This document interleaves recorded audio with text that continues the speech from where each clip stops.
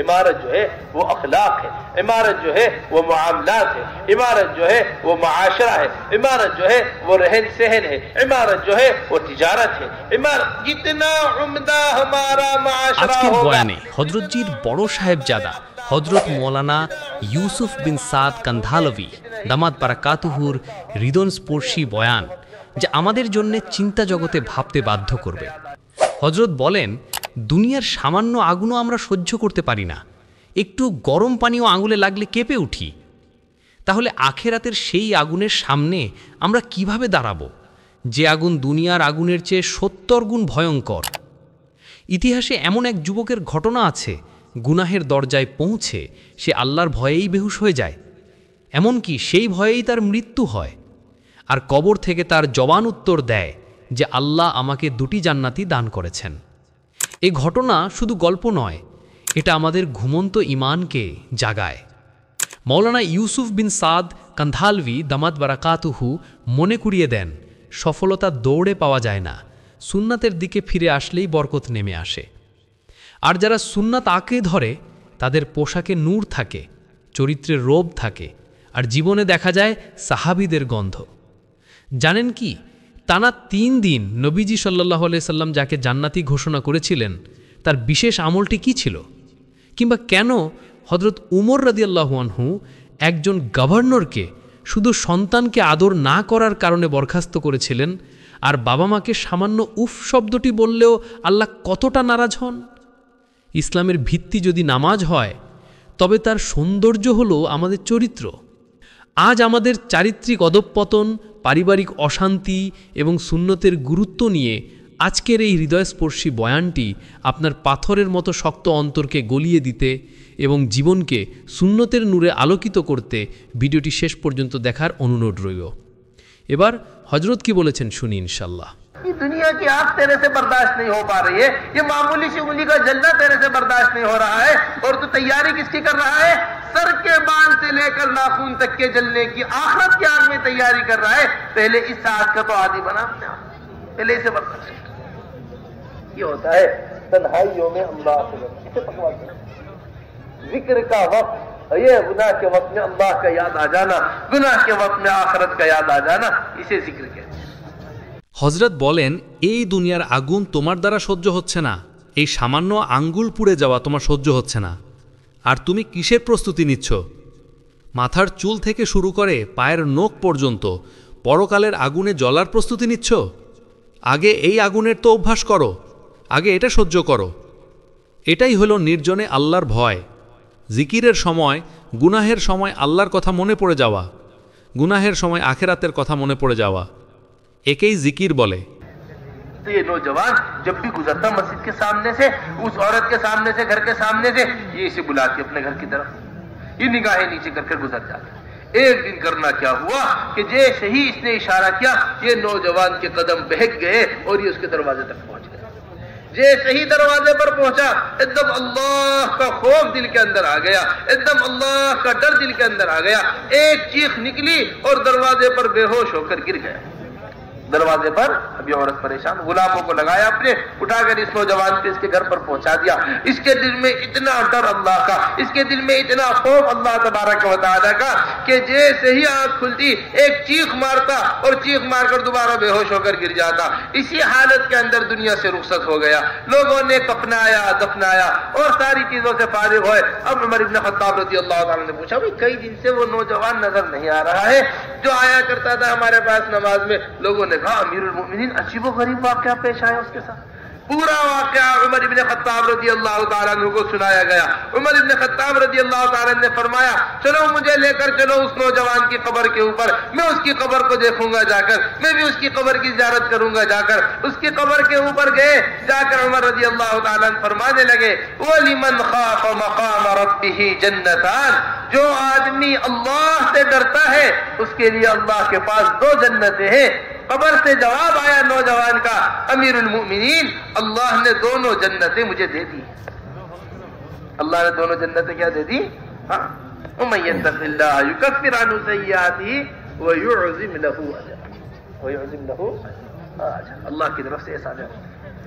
اس واسطے میرے محترم دوستو اب اس بات کو اچھی طریقے سے سمجھ لو، تمام ایمانیات اور تمام تر تقوی، تمام تر طہارت، تمام تر پاکی وہ صرف اور صرف اتباع سنت کے اندر ہے۔ وہ کس کے اندر ہے؟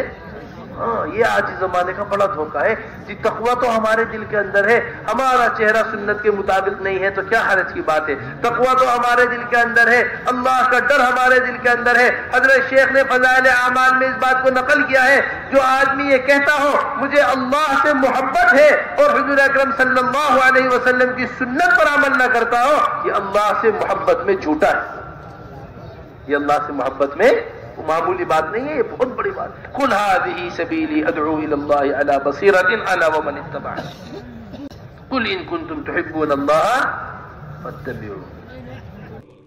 সেই যুবক যখনই মসজিদের সামনে দিয়ে ওই মহিলার বাড়ির সামনে দিয়ে যেত, সে তাকে নিজের ঘরের দিকে ডাকত। যুবক দৃষ্টি নিচু করে চলে যেত।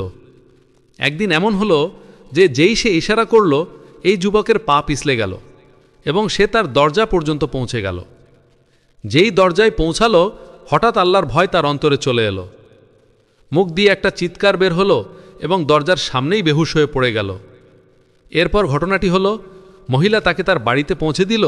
জ্ঞান ফেরার পর সে আবার আল্লাহর ভয়ে চিৎকার দিয়ে ইন্তেকাল করল। মানুষ তাকে কাফন পরালো, দাফন করল এবং সব কাজ শেষ করল। হযরত ওমর ইবনুল খাত্তাব রাদিয়াল্লাহু জিজ্ঞেস করলেন, ভাই, অনেক দিন ধরে ওই যুবককে দেখা যাচ্ছে না যে নামাজে আসতো? লোকেরা বলল, আমিরুল মোমিনিন, অদ্ভুত এক ঘটনা ঘটেছে তার সাথে। পুরো ঘটনা হযরত উমর রাদিয়াল্লাহুকে শোনানো হলো। উমর রাদিয়াল্লাহু বললেন, চলো আমাকে ওই যুবকের কবরের কাছে নিয়ে চলো, আমি তার কবর দেখব, আমি তার কবর জিয়ারত করব। তার কবরের উপরে গেলেন। গিয়ে উমর রাদিয়াল্লাহু বলতে লাগলেন, ওয়া ইল্লিমান খাফা মাকামা রব্বিহি জান্নাতান, অর্থ, যে ব্যক্তি তার রবের সামনে দণ্ডায়মান হওয়াকে ভয় পায় তার জন্য রয়েছে দুটি জান্নাত। কবর থেকে যুবকের উত্তর এলো, হে আমিরুল মোমিনিন, আল্লাহ আমাকে দুটি জান্নাতই দিয়া দিয়েছেন। ওয়া মাইয়াত্তাকিল্লাহা ইউকাফিরু আনহু সাইয়্যাতিহি ওয়া ইউআযযিম লাহু আজরা। আমার সম্মানিত বন্ধুরা, এই বিষয়টা ভালোভাবে বুঝে নিন। সমস্ত ইমানিয়াত, সমস্ত তাকওয়া, সমস্ত পবিত্রতা তা শুধুমাত্র সুন্নাতের অনুসরণের মধ্যেই রয়েছে।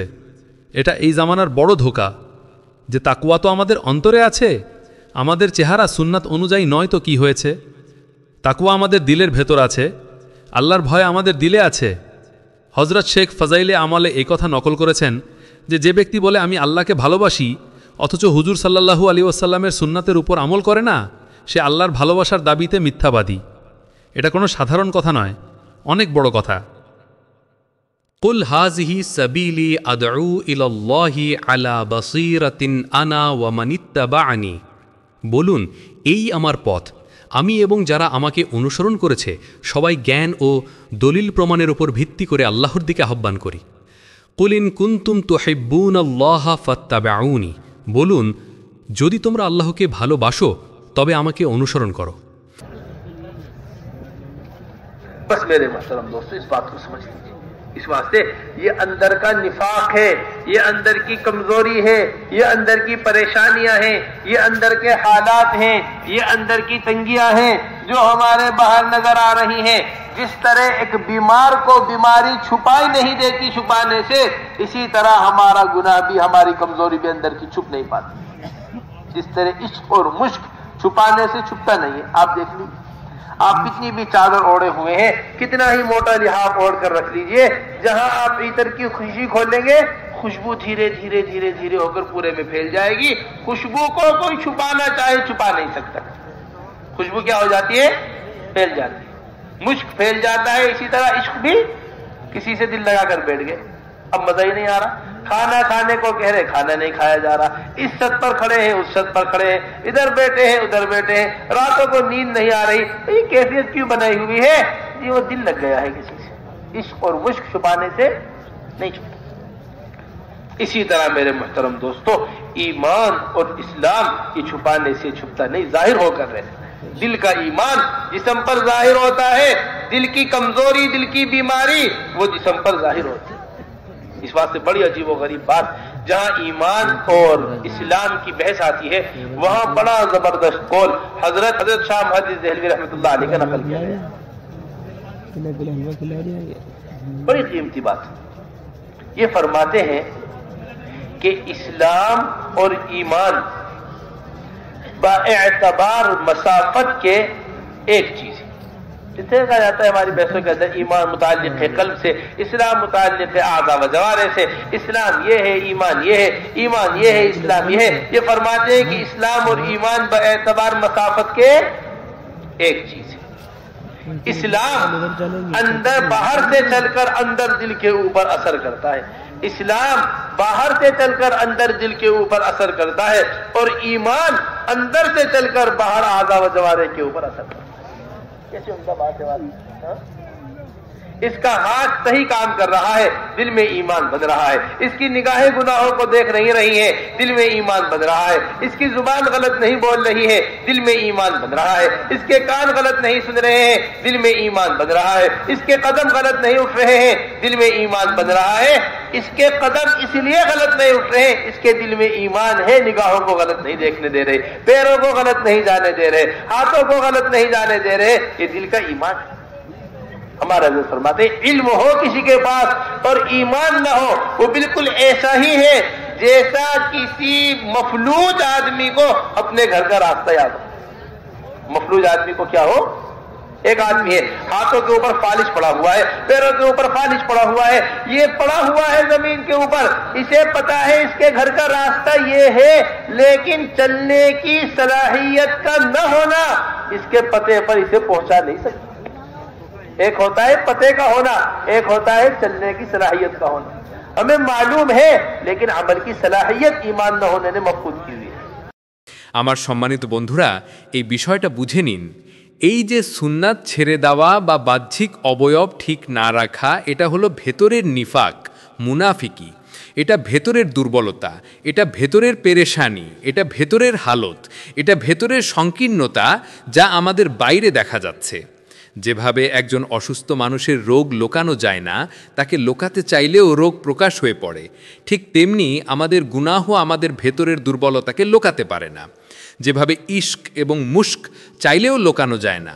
আপনি দেখুন, আপনি যতই চাদর মুড়ি দিয়ে রাখুন, যতই মোটা লেপ গায়ে দিয়ে রাখুন, যেখানে আপনি আতরের শিশি খুলবেন, সুগন্ধি ধীরে ধীরে পুরো ঘরে ছড়িয়ে পড়বে। সুগন্ধিকে কেউ লোকাতে চাইলেও লোকাতে পারে না, সুগন্ধি ছড়িয়েই পড়ে, মুশক ছড়িয়ে পড়ে, একইভাবে ইশকও ছড়িয়ে পড়ে। কারো সাথে দিল লেগে গেলে এখন আর ভালো লাগে না, খেতে বলা হচ্ছে, খাওয়া যাচ্ছে না। এই ছাদে দাঁড়িয়ে আছে, ওই ছাদে দাঁড়িয়ে আছে, এদিকে বসে আছে, ওদিকে বসে আছে, রাতে ঘুম আসছে না। এই কাইফিয়াত কেন তৈরি হয়েছে? কারণ কারোর সাথে দিল লেগে গেছে। ইশক এবং মুশক লোকানো যায় না। ঠিক একইভাবে আমার সম্মানিত বন্ধুরা, ঈমান এবং ইসলাম লোকানো যায় না, তা প্রকাশ হয়েই থাকে।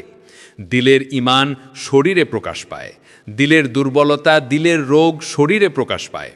এ ব্যাপারে বড় অদ্ভুত কথা হজরত শাহ ওয়ালিউল্লাহ দেহলভী রহিমাহুল্লাহ নকল করেছেন, অনেক মূল্যবান কথা। তিনি বলেন, ইসলাম এবং ঈমান দূরত্বের দিক থেকে একই জিনিস। সাধারণত বলা হয় ঈমান অন্তরের সাথে, ইসলাম অঙ্গ প্রত্যঙ্গের সাথে সম্পর্কিত। তিনি বলেন, ইসলাম এবং ঈমান দূরত্বের দিক থেকে একই জিনিস। ইসলাম বাইরে থেকে চলে অন্তরের উপর প্রভাব ফেলে, আর ঈমান ভেতর থেকে চলে বাইরের অঙ্গ প্রত্যঙ্গের উপর প্রভাব ফেলে। কি চমৎকার কথা! এর হাত ঠিক কাজ করছে, দিলে ঈমান তৈরি হচ্ছে। এর চোখ গুনাহ দেখছে না, দিলে ঈমান তৈরি হচ্ছে। এর জবান ভুল বলছে না, দিলে ঈমান তৈরি হচ্ছে। এর কান ভুল শুনছে না, দিলে ঈমান তৈরি হচ্ছে। এর কদম ভুল পথে উঠছে না, দিলে ঈমান তৈরি হচ্ছে।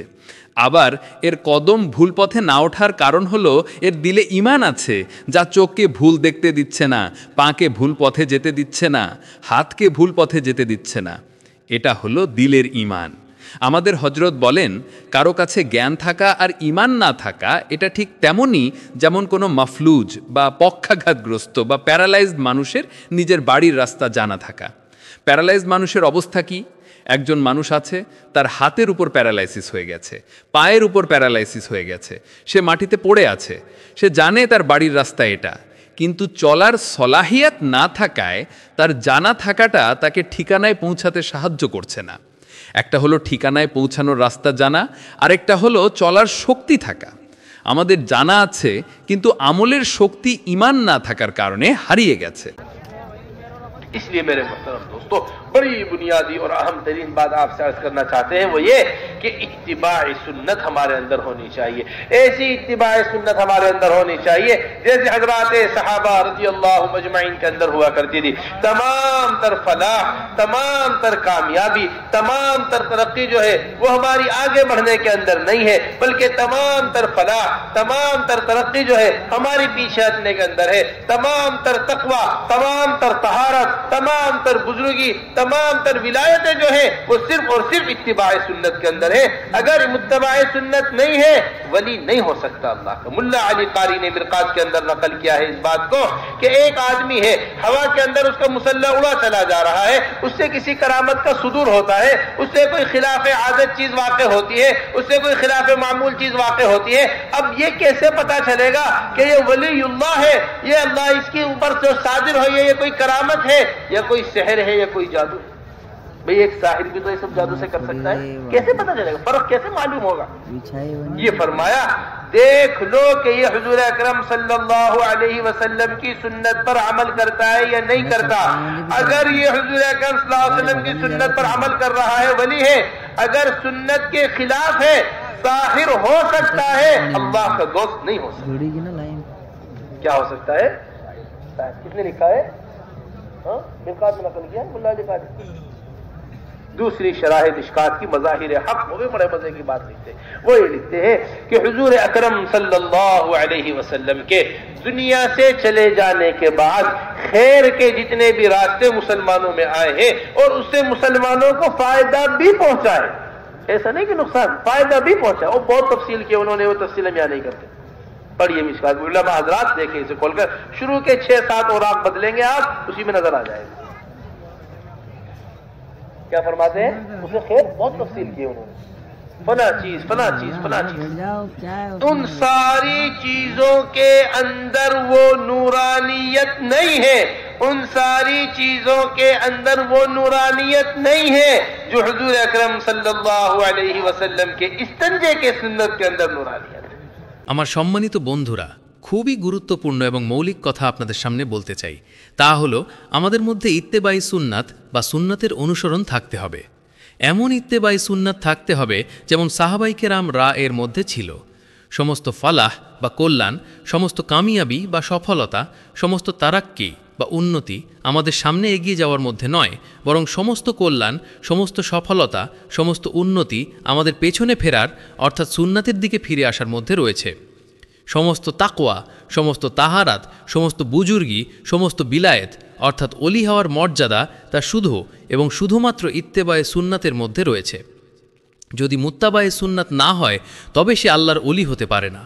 মোল্লা আলী কারি মিরকাতের মধ্যে এই কথা নকল করেছেন, একজন মানুষ যার নামাজের মুসাল্লা বাতাসে উড়ে যাচ্ছে, তার দ্বারা কোনো কারামত প্রকাশ পাচ্ছে, তার দ্বারা কোনো অভ্যাস বিরোধী কাজ ঘটছে।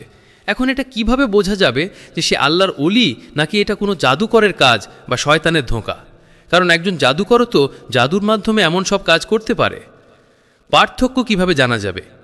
তিনি বলেছেন, দেখে নাও যে সে হুজুর আকরাম সাল্লাল্লাহু আলাইহি ওয়াসাল্লামের সুন্নতের ওপর আমল করে কিনা।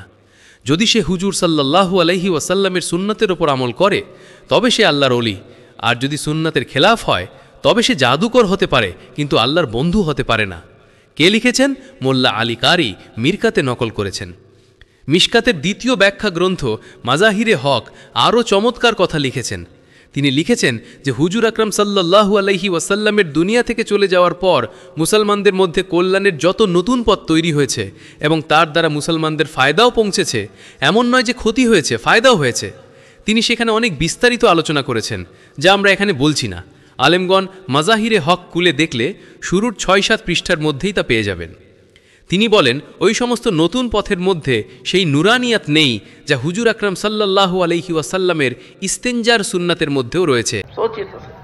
जब इस्तंजे की सुन्नत इस कदर नूरानियत वाली है, जब इस्तंजे की सुन्नत इस कदर नूरानियत वाली है, फिर सुन्नत इबादत किस कदर नूरानियत वाली होगी। नमाज की इबादत की सुन्नतों में कितनी नूरानियत होगी, दावत की सुन्नतों के अंदर किस कदर नूरानियत होगी।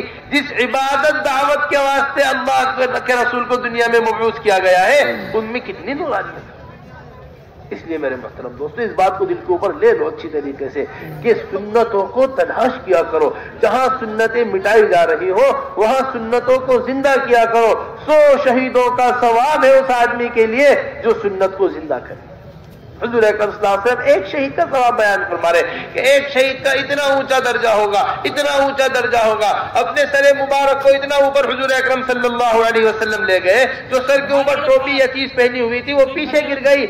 एक शहीद का मकाम बयान कर रहे हैं, एक शहीद का मकाम, और जो सुन्नत को जिंदा करता है 100 शहीदों का सवाब। बड़े मजे की हदीस है ये, और बड़ी जबरदस्त शरह की है शारिहीन हदीस।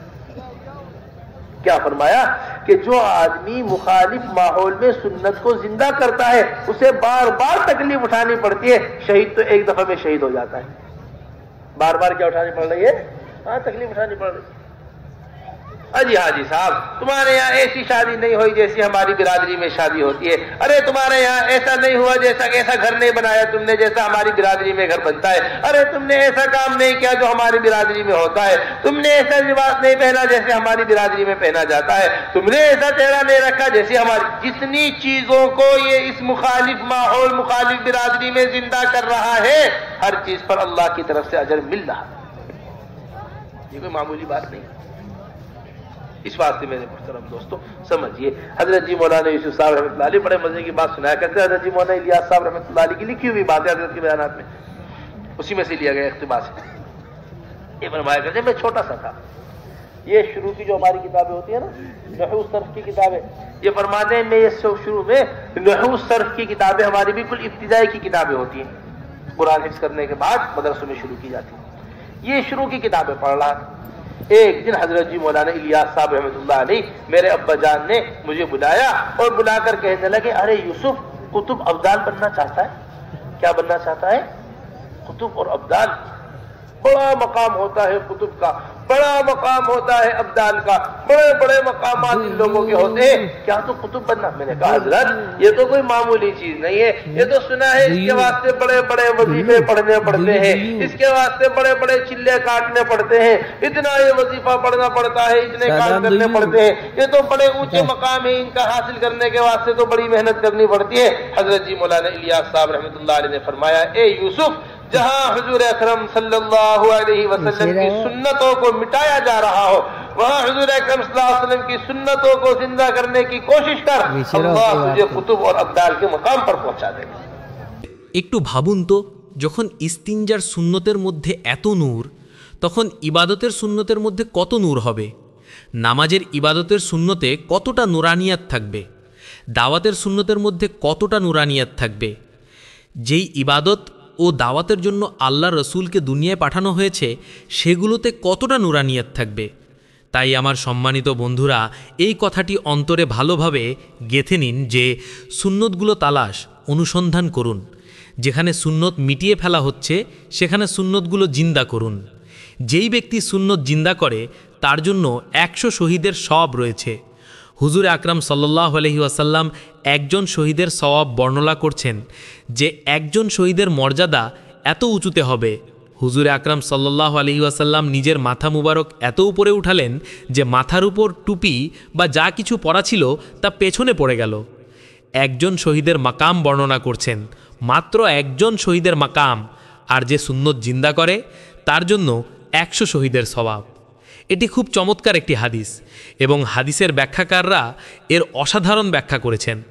কি বলা হয়েছে? যেই ব্যক্তি প্রতিকূল পরিবেশে সুন্নত জিন্দা করে তাকে বারবার কষ্ট সহ্য করতে হয়। শহীদ তো একবারই শহীদ হয়ে যান, কিন্তু সুন্নত জিন্দাকারীকে সমাজ বারবার খোঁচা দেয়। ওহে হাজি সাহেব, তোমাদের এখানে এমন বিয়ে হলো না যেমন আমাদের বিরাদুরিতে, সমাজে বা বংশে হয়। আরে তোমাদের এখানে এমন হলো না, তুমি এমন ঘর বানালে না যেমন আমাদের বিরাদুরিতে ঘর বানানো হয়। তুমি এমন কাজ করলে না, তুমি এমন পোশাক পরলে না। এই বিরোধী পরিবেশ ও বিরোধী সমাজে সে যতগুলো বিষয় জিন্দা করছে, প্রতিটি জিনিসের উপর আল্লাহর পক্ষ থেকে সে প্রতিদান পাচ্ছে। এটি কোনো সাধারণ বিষয় নয়। তাই আমার সম্মানিত বন্ধুরা, হজরতজি মাওলানা ইউসুফ সাহেব রাহিমাহুল্লাহ খুব চমৎকার একটি কথা শোনাতেন। হজরতজি মাওলানা ইলিয়াস সাহেব রাহিমাহুল্লাহর একটি লিখিত কথা থেকে উদ্ধৃতি দিয়ে বলতেন, তিনি বলতেন, আমি তখন ছোট ছিলাম, আমাদের শুরুর দিকের কিতাব নাহু শরফের কিতাবগুলো পড়ছিলাম। একদিন হজরতজি মাওলানা ইলিয়াস সাহেব রাহিমাহুল্লাহ আমার আব্বাজান আমাকে ডাকলেন এবং ডেকে বলতে লাগলেন, আরে ইউসুফ, কুতুব আর আবদালের অনেক বড় মাকাম হয়। আমি বললাম, হজরত, এটা তো কোনো সাধারণ বিষয় নয়। শুনেছি এর জন্য বড় বড় ওজিফা পড়তে হয়, বড় বড় চিল্লা কাটতে হয়, এত এত ওজিফা পড়তে হয়, এত কাজ করতে হয়। এগুলো তো অনেক উঁচু মাকাম, এগুলো হাসিল করার জন্য তো কঠোর মেহনত করতে হয়। তখন হজরতজি মাওলানা ইলিয়াস সাহেব রাহিমাহুল্লাহ ফরমালেন, হে ইউসুফ, যেখানে হুজুরে আকরাম সাল্লাল্লাহু আলাইহি ওয়াসাল্লামের সুন্নতগুলো মিটিয়ে ফেলা হচ্ছে, সেখানে হুজুরে আকরাম সাল্লাল্লাহু আলাইহি ওয়াসাল্লামের সুন্নতগুলো জিন্দা করার চেষ্টা কর, আল্লাহ তোমাকে কুতুব এবং আবদালের মাকামে পৌঁছে দেবেন। इस वास्ते हज़रात सहाबा रज़ियल्लाहु अजमईन हर हाल के अंदर हुजूर अकरम सल्लल्लाहु अलैहि वसल्लम की सुन्नतों की इत्तिबा किया करते थे। हज़रत अब्दुल्लाह इब्न उमर रज़ियल्लाहु अन्हुमा के बारे में आता है कि इस तरह हुजूर अकरम सल्लल्लाहु अलैहि वसल्लम की सुन्नतों को तलाश किया करते थे जिस तरह जंगल में एक ऊँटनी खोए हुए बच्चे को तलाश करते।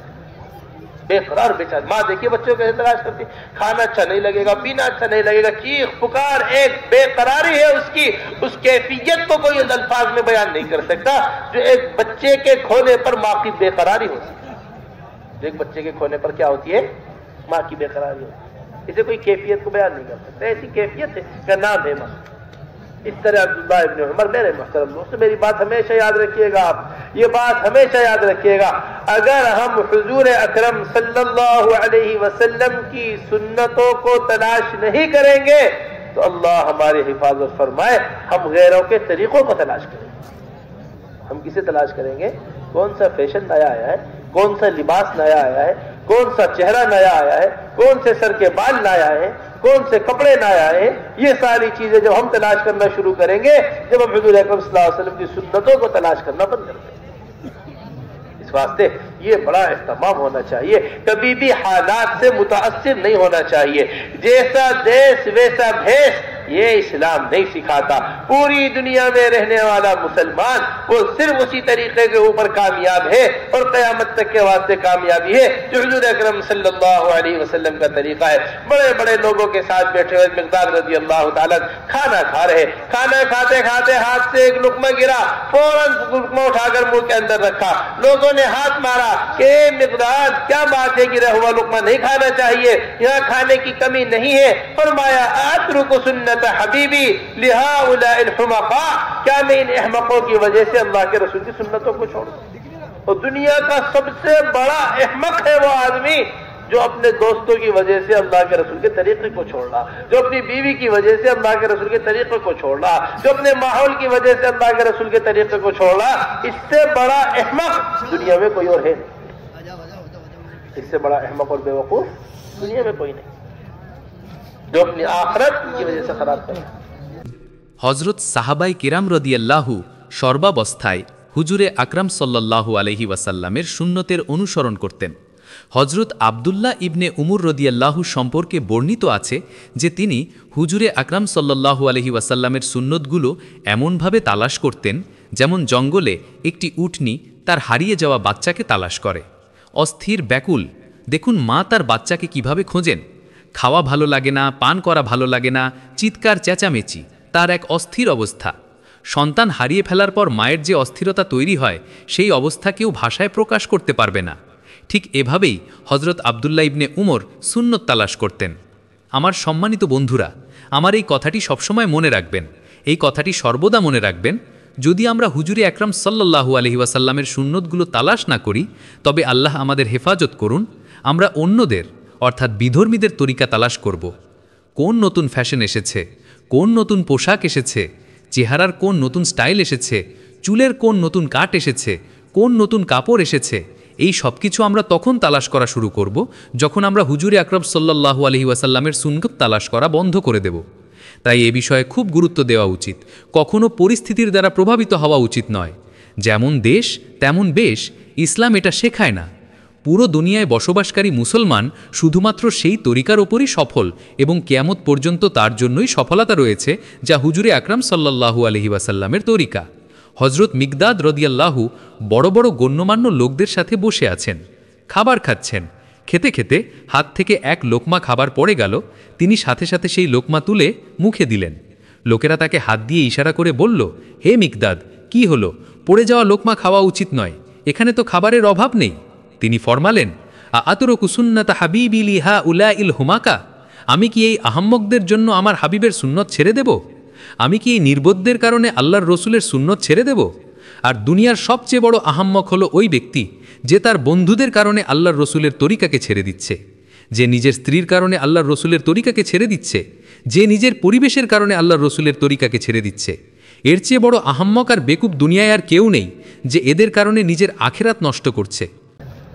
उस्मान गनी रजी अल्लाह, हमने तो अलग अलग लिबास तय किया हुआ है। ये मेरा लिबास मस्जिद का लिबास है, ये मेरा लिबास ऑफिस का लिबास है, ये मैं दोस्तों के साथ बैठा हूँ तो इस लिबास में हूँ, मैं दोस्तों के साथ बैठा हूँ तो इस लिबास के अंदर हूँ। वो मुसलमान जिसे देखकर अल्लाह याद आ जाया करते थे, वो मुसलमान जिसका अल्लाह तबारक व तआला ने रौब रखा था, नुसिरतु बिर्रुअबि मसीरत शहरिन औ शहरैन, मेरा रौब जो पड़ता है वो 1 मील का फासला 2 मील के फासले पर भी दुश्मन होता है, मेरे रौब से कब कपा जाता है। ऐसा रौब अल्लाह ने सुन्नतों के अंदर रखा था, ऐसा रौब इसमें रखा था अल्लाह ने सुन्नतों के अंदर रखा। हजरात सहाबा अपने लिबास को नहीं बदला करते थे, हजरात सहाबा अपनी बात को नहीं बदला करते थे। रबी इब्ने आमिर रदियल्लाहु ताला अन्हु रुस्तम के दरबार में है, एक खच्चर के ऊपर चले जा रहे हैं। जब उन्होंने कहा कि आप फारिस का घोड़ा इस्तेमाल कीजिए, शाम का घोड़ा इस्तेमाल कीजिए, फरमाने लगे नहीं, जिस खच्चर पर मदीने से चला हूं उसी खच्चर पर जाकर बादशाह से मिलूंगा। आप सोचिए तो सही, जो आदमी घोड़ा खच्चर बदलने को तैयार ना हो वो अल्लाह के रसूल की बात और अल्लाह के रसूल के लिबास कैसे बदल सकता है? सवारी बदलने को तैयार नहीं है, मदीने से इसी पर आए, इसी बताएगी। इसका रौब था, इसका असर पड़ता था दिलों के ऊपर, इसका क्या पड़ा करता था? इसका असर पड़ा। उस्मान गनी रज़ियल्लाहु ताला सुलह हुदैबिया में मक्के वालों से बातचीत करने के वास्ते भेजा हुजूर अकरम सल्लल्लाहु अलैहि वसल्लम ने। अब सुलह हुदैबिया में बातचीत करने के वास्ते पहुंचे मक्के मुकर्रमा के लोगों से, तो निस्फ साक तक इजार पहना हुआ, आधी पिंडली तक अपना इजार पहना हुआ। और मक्के वालों का मामूल ये था कि मक्के वाले ऐसा लंबा इजार पहना करते थे कि पीछे चलने वाले उस इजार को, उस कपड़े को उठाकर चला करते थे। ऐसी ऐसी बेवकूफियां मिलती थी इनके अंदर, ऐसी ऐसी हिमाकतें मिलती थी कुफ्र के जमाने में।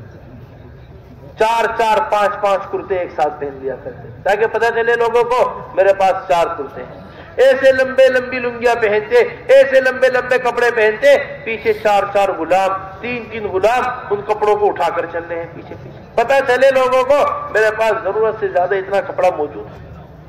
ये मक्के में ये हालत की बातें लिखी गई थी जमा की।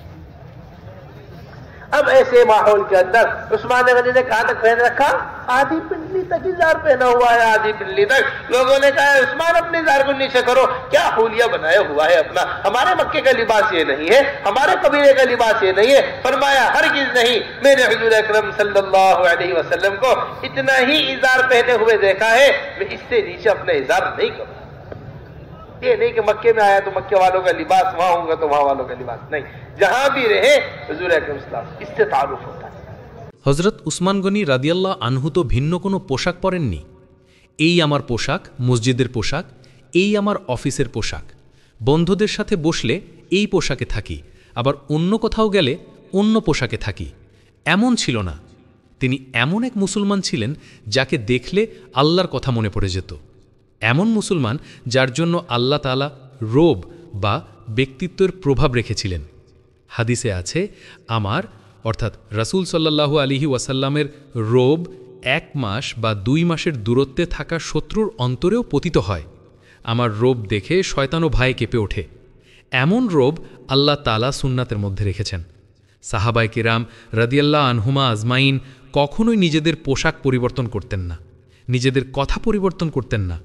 রিওয়া ইবনে আমির রাদিয়াল্লাহু আনহু রুস্তমের দরবারে গেলেন। তিনি একটি খচ্চরের পিঠে চড়ে যাচ্ছিলেন। যখন তারা অর্থাৎ রুস্তমের লোকেরা বলল, আপনি পারস্যের ঘোড়া বা সিরিয়ার ঘোড়া ব্যবহার করুন, তিনি বললেন, না, যেই খচ্চরে চড়ে মদিনা থেকে এসেছি এই খচ্চরে চড়েই বাদশার সাথে দেখা করব। একটু ভাবুন তো, যেই মানুষ ঘোড়া বা খচ্চর বদলাতে প্রস্তুত নয় সে আল্লাহর রাসূলের কথা আর লেবাস কিভাবে বদলাতে পারে? তিনি মদিনা থেকে এই খচ্চরের পিঠেই এসেছেন। এটিই ছিল তার রোব, এটিই দিলের ওপর প্রভাব ফেলত। উসমান গানী রাদিয়াল্লাহু আনহু যখন হুদাইবিয়ার সন্ধির সময় মক্কার কাফিরদের সাথে কথা বলতে গেলেন, মক্কায় পৌঁছালেন, তার ইজার বা লুঙ্গি বা পায়জামা ছিল হাঁটুর অর্ধেক পর্যন্ত। অথচ মক্কাবাসীদের রীতি ছিল তারা অনেক লম্বা পোশাক পরত। এতটাই লম্বা পোশাক পরত যে পেছনে তাদের দাস বা গোলামরা সেই কাপড় উঁচু করে ধরে রাখত। এমন বোকামি তাদের মধ্যে ছিল। কুফরের যুগে 4-5টা জামা একসাথে পরত যাতে মানুষ বোঝে তাদের কাছে অনেক পোশাক আছে। লম্বা কাপড় পরত, পেছনে 3-4 জন গোলাম কাপড় ধরে রাখত যাতে মানুষ বোঝে তাদের অনেক প্রাচুর্য আছে। এমন পরিবেশে উসমান গানী রাদিয়াল্লাহু আনহু হাঁটুর অর্ধেক পর্যন্ত ইজার করে আছেন। লোকেরা বলল, হে উসমান, তোমার ইজার নিচে নামাও, তুমি কি হুলিয়া বানিয়ে রেখেছ? আমাদের মক্কার পোশাক তো এটা নয়, আমাদের গোত্রের পোশাক এটা নয়। তিনি বললেন, কখনোই না, আমি হুজুর আকরাম সাল্লাল্লাহু আলাইহি ওয়াসাল্লামকে এতটুকুই ইজার পড়তে দেখেছি, আমি এর চেয়ে নিচে আমার ইজার নামাবো না। এমন নয় যে মক্কায় এসেছি বলে মক্কার পোশাক পরব। যেখানেই থাকি হুজুর আকরাম সাল্লাল্লাহু আলাইহি ওয়াসাল্লামের সুন্নতই আমার পরিচয়। तो मेरे मुहतरम दोस्तों, समझिए बात को। इसलिए सबसे पहली चीज हमारी जिंदगियों के अंदर सुन्नत आदात, हुजूर अकरम सल्लल्लाहु अलैहि वसल्लम की आदत की सुन्नतें हमारी जिंदगियों की होने चाहिए। ये सुन्नत आदात इस्लाम का तारुफ कराती है। नमाजें मस्जिदों के अंदर है, नमाजें मस्जिदों के अंदर है, ज़कात मुसलमान को दे रहा है, रोजा पेट के अंदर है, और हज जो है वो बैतुल्लाह के अंदर है। इन सारी जगहों पर आप देखोगे अगयार कहीं नहीं मिलेंगे आपको। तारुफ किससे है इस्लाम का? इस्लाम की बुनियादें नजर नहीं आती, इस पर खड़ी होने वाली इमारत नजर आती है। घर की बुनियादें नजर नहीं आती, घर की बुनियाद जितनी मजबूत होगी उस पर खड़ी हुई इमारत इतनी मजबूत होगी। इमारत जो है वो अखलाक है, इमारत जो है वो मुआमलात है, इमारत जो है वो मुआशरा है, इमारत जो है वो रहन सहन है, इमारत जो है वो तिजारत है। इमारत जितना उम्दा हमारा मुआशरा होगा, जितना उम्दा हमारे अखलाक होंगे, जितना उम्दा हमारे मामलात होंगे, इतना ही इस्लाम का तारुफ, इतना ही इस्लाम का क्या होगा? तारुफ होगा। इस वास्ते ये हमारी सबसे पहली चीज है कि हमारे अखलाक ऐसे होने चाहिए जैसे हुजूर अकरम सल्लल्लाहु अलैहि वसल्लम के अखलाक थे। व इन्नका लअला खुलुकिन अज़ीम, हुजूर अकरम सल्लल्लाहु अलैहि वसल्लम बड़े ऊंचे अखलाक वाले हैं, बड़े उम्दा अखलाक वाले हैं, बड़े जबरदस्त अखलाक वाले हैं। ऐसे अखलाक हुजूर अकरम सल्लल्लाहु अलैहि वसल्लम अनस रज़ियल्लाहु ताला बयान करते हैं, मैंने अल्लाह के रसूल जैसे अखलाक नहीं देखे किसी। क्या नहीं देखे? छोटे से खादिम है, ये बहुत कम उम्र में छोटे से थे। जब हुजूर अकरम सल्लल्लाहु अलैहि वसल्लम मदीना मुनव्वरा आए, इनकी वालिदा इनको लेकर आई हुजूर अकरम सल्लल्लाहु अलैहि वसल्लम के पास। या रसूल अल्लाह, हाज़ा खुवैदिमुका, या रसूल अल्लाह, ये जो बच्चा है ना, ये आपका छोटा सा खादिम है। हाज़ा खुवैदिमुका या रसूल अल्लाह, किसको ले गई? हज़रत रज़ियल्लाहु ताला फरमाती है, मैंने हुजूर अकरम सल्लल्लाहु अलैहि वसल्लम जब तक मदीना मुनव्वरा हयात रहे, मैं अल्लाह के रसूल का खादिम रहा। मुझे कभी अल्लाह के रसूल ने ये नहीं फरमाया कि ए अनस, तुमने ये काम ऐसे नहीं ऐसे क्यों किया। हम तो दिन में 50 दफा डांटते हैं अपने खादिम। ये अखलाक। এজন্য আমার সম্মানিত বন্ধুরা, কথাটি বুঝুন। আমাদের জীবনের সবচেয়ে প্রথম জিনিস হওয়া উচিত হুজুরে আকরাম সাল্লাল্লাহু আলাইহি ওয়াসাল্লামের সুন্নাতে আদাত, অভ্যাসগত সুন্নাত। এগুলো আমাদের জীবনে থাকা চাই। এই সুন্নাতে আদাতগুলোই ইসলামের পরিচয় বহন করে। মসজিদের ভেতর নামাজ আছে, একজন মুসলমান আরেকজন মুসলমানকে যাকাত দিচ্ছে, পেটে রোজা আছে, বাইতুল্লাহর ভেতর হজ হচ্ছে, এই সব জায়গায় আপনারা দেখবেন অন্য কোনো বিকল্প নেই। তাহলে ইসলামের পরিচয় কি? ইসলামের বুনিয়াদ বা ভিত্তি চোখে দেখা যায় না, বরং তার উপর দাঁড়িয়ে থাকা ইমারত চোখে পড়ে। যেমন ঘরের ভিত্তি চোখে দেখা যায় না, কিন্তু ভিত্তি যত মজবুত হবে তার উপর দাঁড়িয়ে থাকা ইমারতও তত মজবুত হবে। এই ইমারত হলো আখলাক, চরিত্র। এই ইমারত হলো মুআমালাত, লেনদেন। এই ইমারত হলো মুআশেরাত, সামাজিক সম্পর্ক। এই ইমারত হলো জীবনযাপন। এই ইমারত হলো তিজারাত, ব্যবসা বাণিজ্য। আমাদের মুআশেরা, আখলাক ও মুআমেলাত যত সুন্দর হবে, ইসলামের পরিচয়ও তত সুন্দর হবে। তাই আমাদের সবচেয়ে প্রথম জিনিস হলো আমাদের আখলাক তেমন হওয়া উচিত যেমন হুজুরে আকরাম সাল্লাল্লাহু আলাইহি ওয়াসাল্লামের আখলাক ছিল। ওয়া ইন্নাকা লাআলা খুলুকিন আজিম, নিশ্চয় আপনি মহান চরিত্রের অধিকারী। হুজুরে আকরাম সাল্লাল্লাহু আলাইহি ওয়াসাল্লাম অনেক উঁচু চরিত্রের অধিকারী, অনেক চমৎকার চরিত্রের অধিকারী। হযরত আনাস রাদিয়াল্লাহু আনহু এমন আখলাক বর্ণনা করেন যে তিনি বলেন, আমি আল্লাহর রাসূলের মতো আখলাক আর কারো দেখিনি। হযরত আনাস রাদিয়াল্লাহু আনহু খুব কম বয়সে যখন তিনি ছোট ছিলেন, হুজুরে আকরাম সাল্লাল্লাহু আলাইহি ওয়াসাল্লাম মদিনা মুনাওয়ারায় এলেন। তখন তার মা তাকে হুজুরে আকরাম সাল্লাল্লাহু আলাইহি ওয়াসাল্লামের কাছে নিয়ে এলেন এবং বললেন, ইয়া রাসূলাল্লাহ, হাযা খুওয়াইদিমুকা, হে আল্লাহর রাসূল, এই ছোট বাচ্চাটি আপনার খাদেম। আনাস রাদিয়াল্লাহু আনহু বলেন, আমি হুজুরে আকরাম সাল্লাল্লাহু আলাইহি ওয়াসাল্লাম যতদিন মদিনা মুনাওয়ারায় জীবিত ছিলেন ততদিন তার খাদেম ছিলাম। আমাকে কখনো আল্লাহ রাসূল সাল্লাল্লাহু আলাইহি ওয়াসাল্লাম এ কথা বলেননি যে, হে আনাস, তুমি এই কাজটা এভাবে না করে ওভাবে কেন করলে? অথচ আমরা তো সারাদিনে 50 বার আমাদের খাদেমদের বকাঝকা করি। এটা ছিল তার আখলাক। তিনি আরও বলেন, একবার আল্লাহ রাসূল সাল্লাল্লাহু আলাইহি ওয়াসাল্লাম আমাকে একটি কাজের নির্দেশ দিলেন। আমি সেই কাজ করতে বের হলাম। পথিমধ্যে বাচ্চারা খেলছিল, আমি কাজ ভুলে গিয়ে বাচ্চাদের সাথে খেলায় মগ্ন হয়ে গেলাম। ছোট মানুষই তো ছিলাম। খেলতে খেলতে অনেক সময় পার হয়ে গেল। হঠাৎ পেছন থেকে কেউ আমার ঘাড় ধরলেন এবং আমাকে বুকের সাথে জড়িয়ে নিলেন। আমি ভয় পেয়ে গেলাম যে কে ধরল। তাকিয়ে দেখি হুজুরে আকরাম সাল্লাল্লাহু আলাইহি ওয়াসাল্লাম দাঁড়িয়ে আছেন এবং মুচকি হাসছেন। তিনি জিজ্ঞেস করলেন, হে আনাস, তুমি কি করছো? আমি বললাম, ইয়া রাসূলাল্লাহ, আমি এখনই আপনার কাজ করতে যাচ্ছি। তিনি বলেন, এমন আখলাক হুজুরে আকরাম সাল্লাল্লাহু আলাইহি ওয়াসাল্লামের ছিল যে শীতের মৌসুমে মদিনা মুনাওয়ারায় যখন প্রচণ্ড শীত পড়ত, তখন মদিনার নারী ও শিশুরা পানি নিয়ে হুজুরে আকরাম সাল্লাল্লাহু আলাইহি ওয়াসাল্লামের কাছে আসত। পানি ঠান্ডা থাকত। তারা চাইতো আল্লাহর রাসূল তাতে বরকতের জন্য হাত রাখুন। আল্লাহর রাসূল তাদের খুশি করার জন্য সে পানিতে হাত রেখে দিতেন, কখনো মানা করতেন না। নিজের আরামের কথা ভাবতেন না। তারা চাইতো আল্লাহর রাসূল এই পানি দিয়ে তার চেহারা মোবারক ধুয়ে দেন, তিনি তাই করতেন।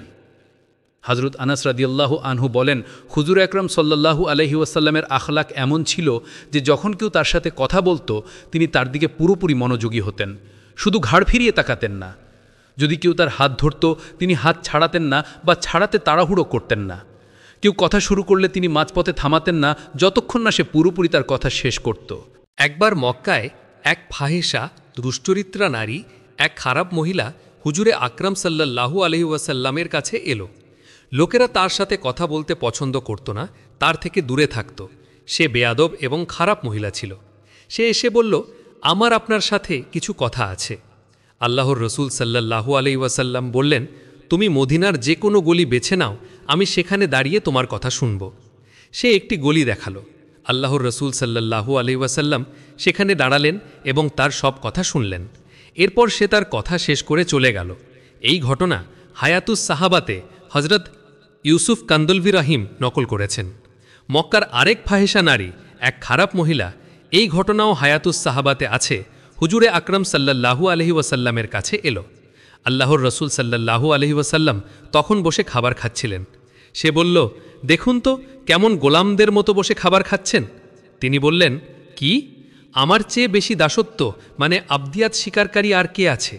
আমি তো এইভাবেই বান্দা হয়ে খাবার খাই। মহিলাটি বলল, একা একা খাচ্ছেন, আমাকে তো খাওয়াচ্ছেন না। আল্লাহর রসুল সাল্লাল্লাহু আলাইহি ওয়াসাল্লাম বললেন, নাও, তুমিও খেয়ে নাও। সে বলল, না, আমি ওই লোকমা খাবো না, যেই লোকমা আপনার হাতে আছে ওটা খাবো।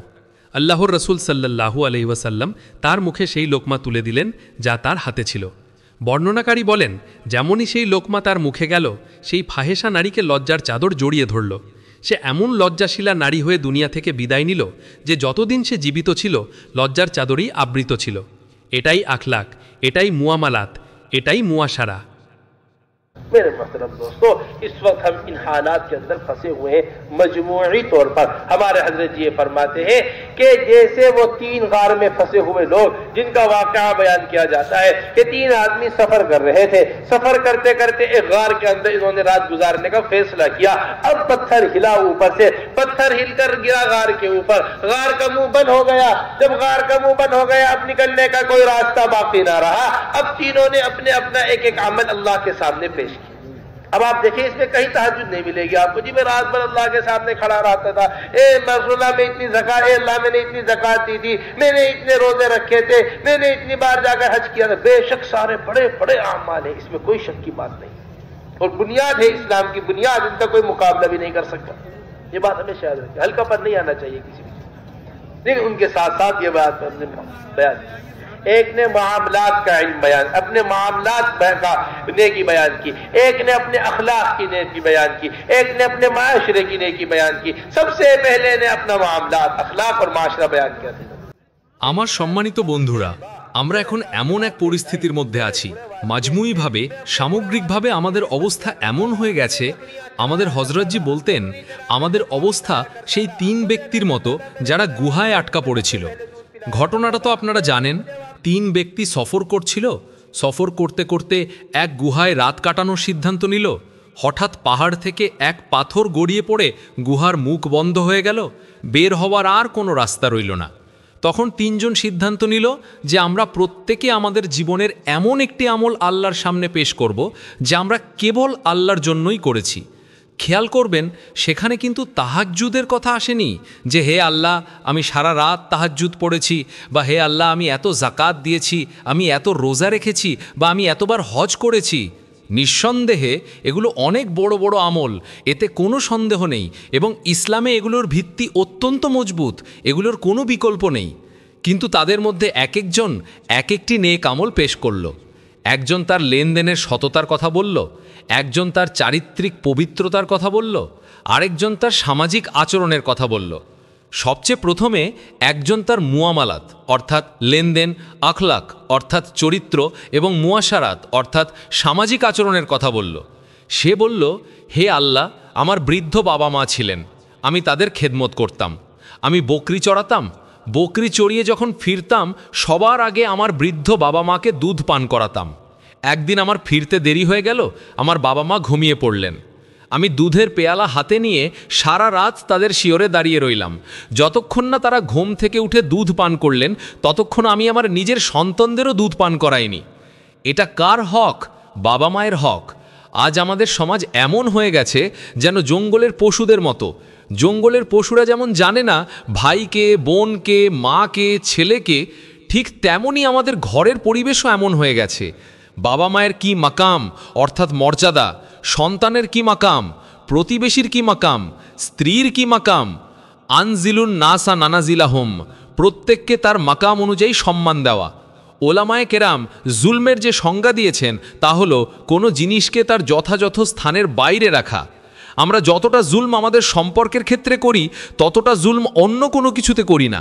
কোরআনে বলা হয়েছে ওয়ালা তাকুল্লাহুমা উফফিন ওয়ালা তানহারহুমা ওয়াকুল্লাহুমা কাউলান কারিমা, অর্থাৎ তাদেরকে উফ শব্দটিও বলো না, তাদের ধমক দিও না, এবং তাদের সাথে সম্মানসূচক কথা বলো।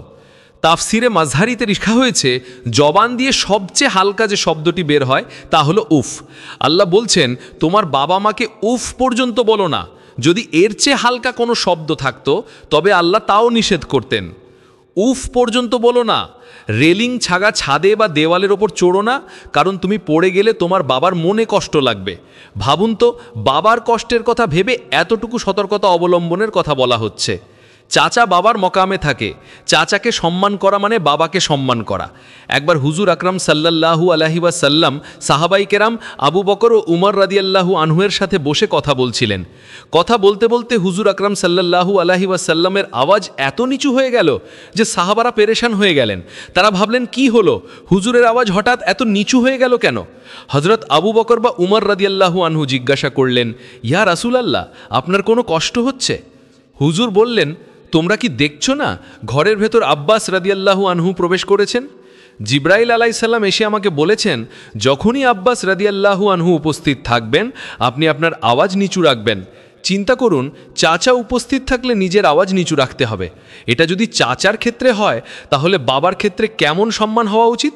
আর আজ আমরা বাবার সামনে চিৎকার করি, বাবার সামনে শোরগোল করি, জবাব দিই। এটা হলো বাবা মায়ের হুকুম এবং আদব।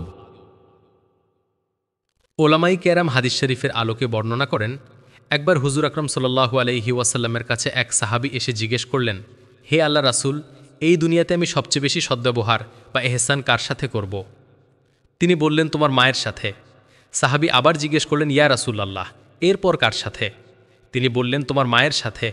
সাহাবী আবার জিজ্ঞেস করলেন, এরপর কার সাথে? তিনি বললেন, তোমার মায়ের সাথে। চতুর্থবারে সাহাবী যখন জিজ্ঞেস করলেন, ইয়া রাসূলুল্লাহ, এরপর কার সাথে সদ্ব্যবহার করব? তখন তিনি বললেন, তোমার বাবার সাথে সদ্ব্যবহার করো। ওলামাই কেরাম লিখেছেন, মা সন্তানের জন্য এমন 3টি কষ্ট সহ্য করেন যার একটিও বাবা সহ্য করেন না। এটাই মায়ের বিশেষ মর্যাদা। 1.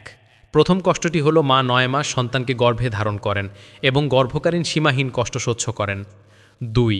দ্বিতীয় কষ্টটি হলো সন্তান প্রসবের কষ্ট। প্রসবের সময় বেদনার যে ঢেউ ওঠে তার হক কেউ আদায় করতে পারে না। এক ব্যক্তি এসে বললেন, আমি আমার মাকে নিজের পিঠে বহন করে 6 মাইল পথ নিয়ে গেছি। মাটি এতটাই উত্তপ্ত ছিল যে গোশত ফেলে দিলে তা রান্না হয়ে যেত, কাবাব হয়ে যেত।